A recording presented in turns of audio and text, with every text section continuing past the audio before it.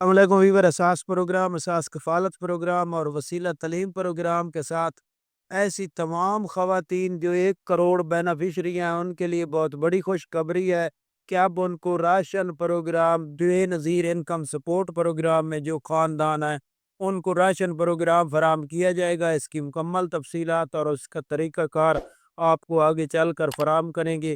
اس سے پہلے گزارش ہے چینل سبسکرائب کریں، لائک کریں اور ویڈیو مکمل دیکھیں تاکہ آپ کو ایسی اپڈیٹ فوراً طور پر موصول ہو۔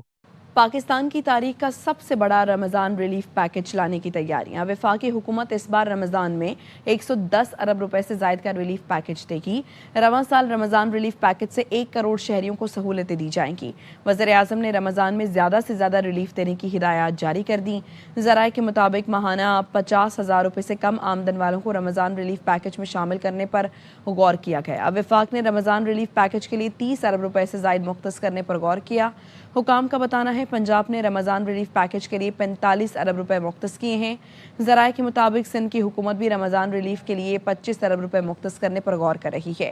کے پی حکومت بھی 10 سے 13 ارب روپے کے رمضان ریلیف پیکج پر ورکنگ کر رہی ہے۔ درآمد چینی بھی ریلیف پیکج کے تحت رمضان بازاروں میں رعایتی نرخ پر ملے گی۔